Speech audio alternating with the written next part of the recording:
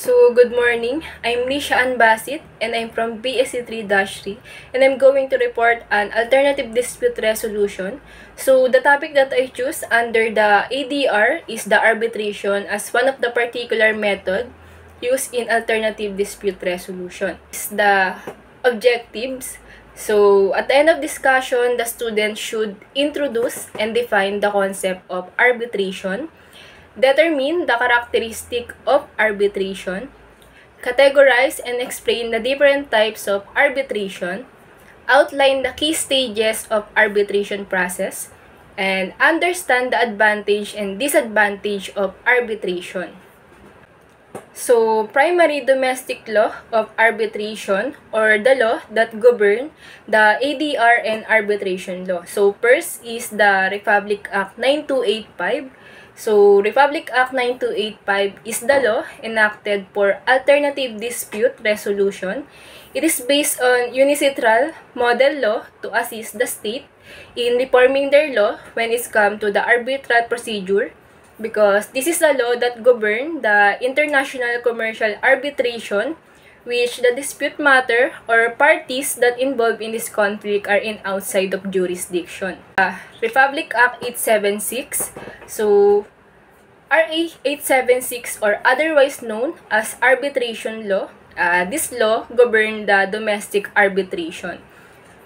And the act that authorized arbitration and agreement to provide a rule and procedure for appointing an arbitrators and arbitration process for dispute resolution. So, what is ADR, or alternative dispute resolution? So, the alternative dispute resolution is a different way of procedure used to solve a dispute other than going to the court trial or litigation. So, where the conflict are tried to resolve by the appointed neutral party like the arbitrator and mediator, and hear each testimony of the parties to provide a proper solution to their dispute. Is arbitration. So, the arbitration is an alternative method used to resolve a dispute. It is similar to the court trial, where the structure of hearing in arbitration, the dispute parties are present an evidence, witnesses to defend their argument, and the neutral third party or arbitrators are evaluate and review the present evidence and render a judgment. So now, let's proceed to the characteristic of arbitration. So, we have 5 characteristics of arbitration. What is arbitrator? So, it is a professional independent person who have experience or knowledge in resolving a dispute. And the arbitrators are appointed by the court or entrusted by the mutual parties to handle and solve the dispute between them. So, arbitrators are the one who render an arbitral award or decision. So, the person that can be appointed as an arbitrators are usually a lawyer, a retired judge, or any professional who have expertise related to this field. Private and confidential. So, the arbitration procedure are more strictly and confidential than a court. They not allowed any public scrutiny to help to observe the proceeding.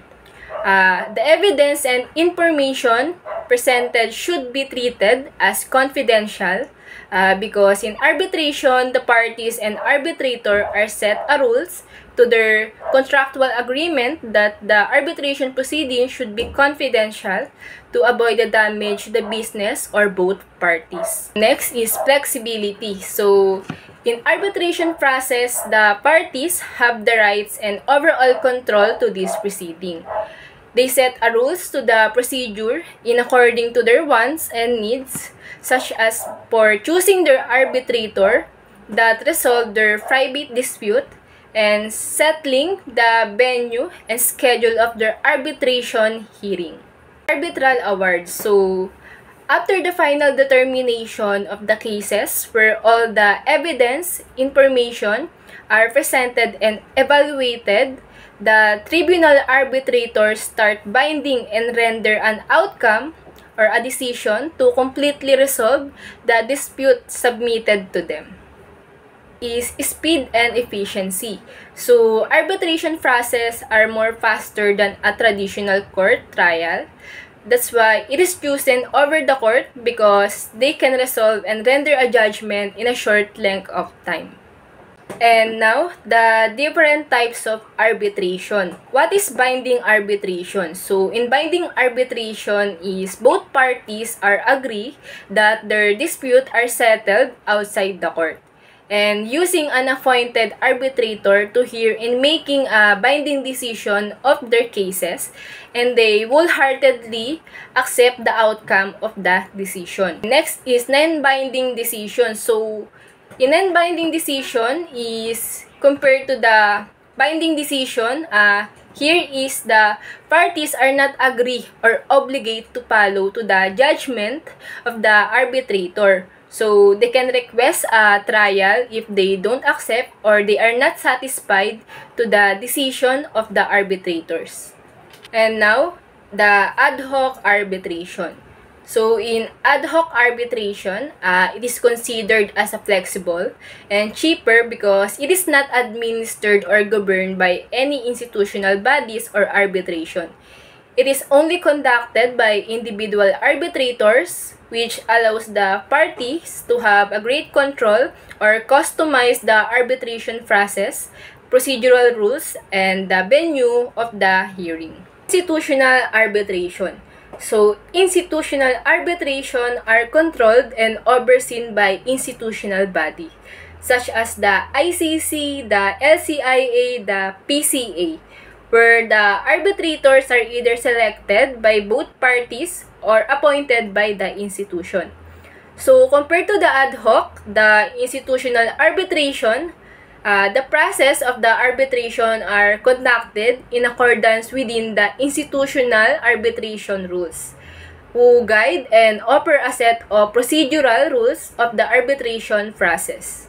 So, next is the international arbitration. So, in international arbitration, the dispute are happen along the cross-border area or where the parties that involved in dispute are transcending or outside of the jurisdiction. So, mostly the issue involved are about the contract or civil nature.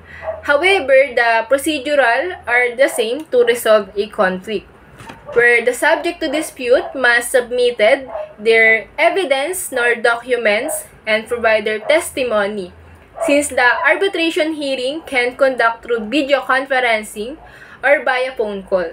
So, example, if the other party are in other jurisdiction, the judgment can render through phone call or conduct in video conferencing. Domestic arbitration.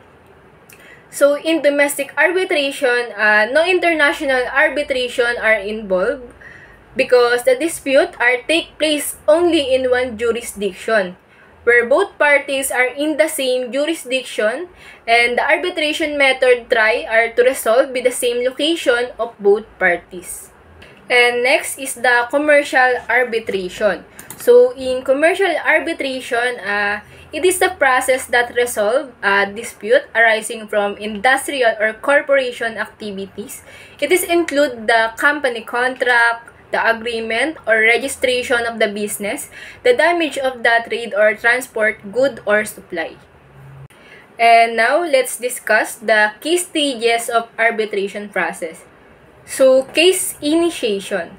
So, in the case initiation, it's begin where the claimant are submitted a notice to arbitrate to the arbitrators, together with the documents that include the description of the dispute, the monetary damage that they claim, and the full information details such as the name and address of the dispute parties. So, they can present an evidence or documents that can corroborate the party's claim or the claimant. So, the dispute party must be notified by the arbitration regarding to this claim so they can respond in the set period of time. So, next is the appointed arbitration. So, in this procedure, the arbitrators are either independent or numerous number. In both parties, in the beginning, there's an assigned two arbitrators between them. So, the two arbitrators shall choose the third arbitrators who preside as judge of the proceeding. And furthermore, in this stage, both parties have a power or mutual decision on which arbitrators they selected to resolve and make a binding decision of their dispute. So, pre-hearing examination. So, after the appointed of the arbitration, the arbitrators are held an initial meetings for all parties that involved in the proceeding. For the purpose of discussing the form of arbitration, if it's virtual or through written form or video conferencing, and set an agreement on where's the venue and the period of time and schedule of the hearing. So, hearing and evidentiary proceeding. So, the hearing procedure can conduct through the form of video conferencing, written, oral, or personal. So, where the both parties are start to open their argument, submitted or presented an evidence and witnesses to strengthen their position or arguments. The arbitration awards. So, after the neutral party hear and evaluate the present or submitted evidence and testimony of both parties, the arbitrators start to binding final decision together with the analysis and explanation why that's the outcome of the judgment. So now, let's understand what is the advantage and disadvantage of arbitration. Advantage of arbitration. So, party can select the arbitrator which can lead to a fair outcome, especially compared to the traditional court proceeding. It's because the parties have party autonomy in which they have a control when choosing an arbitrators that appointed to their cases. And next is the arbitration is generally faster and more efficient, avoiding the length and court delays. And next is the arbitration is often on average a cheaper way to resolve a dispute when compared to court proceeding. It's because since compared to the court, they pay a witness expert and a jury or any professional who participate in the trial. So, there is a level of penalty to the arbitration process because it cannot be appealed. Both parties can move on following an outcome.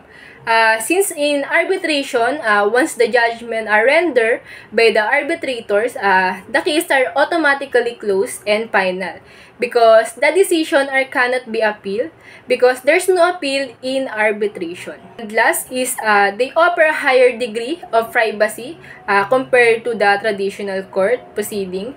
The details of the dispute and resolution stay confidential. Because in arbitration, it's settled in private resolution. Only involved parties are present in the hearing. So, the process and information are kept confidential to the public eye. So, what is the disadvantage of arbitration? So, first is the arbitration decision are final with no formal appeal process, which may be problematic for dissatisfied parties.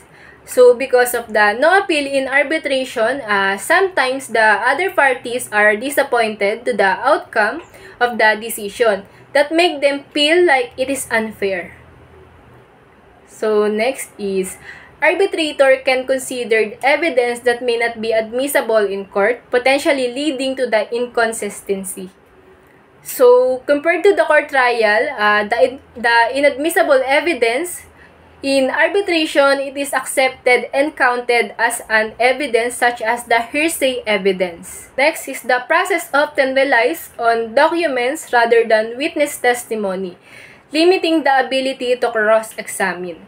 So, mostly the arbitrators are only rely or focus and render a judgment based on the submitted or giving documents, since mostly it is contract issue.